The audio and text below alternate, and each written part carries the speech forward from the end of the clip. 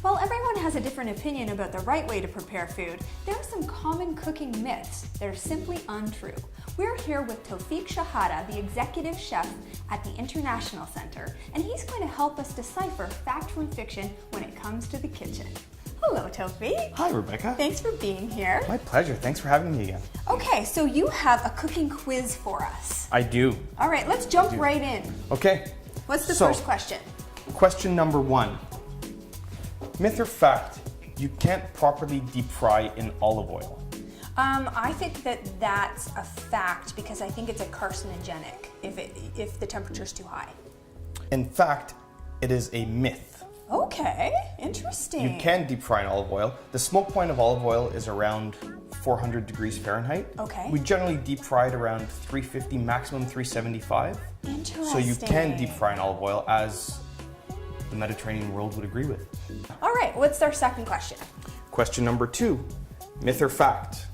All potatoes, with the exception of our friendly sweet potatoes, are created equal and interchangeable in recipes. I'm gonna say that that's a fact.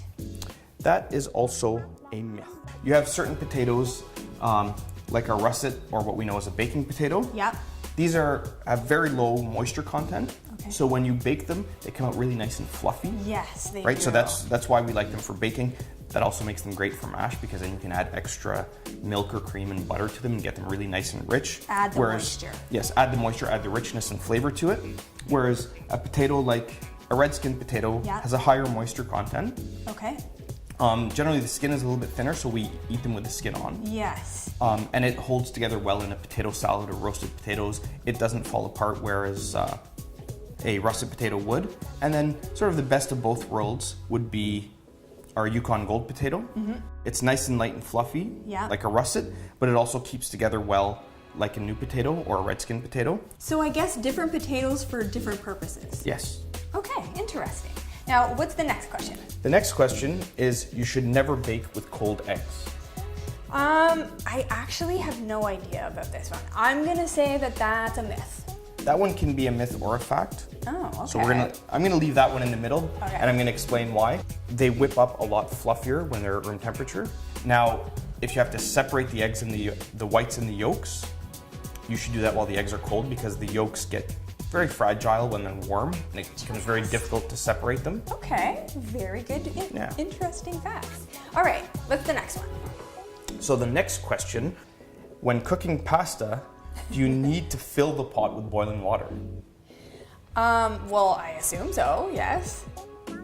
That is a myth. Oh, really? Yes. Okay, well, how do you boil it without the pot full of water?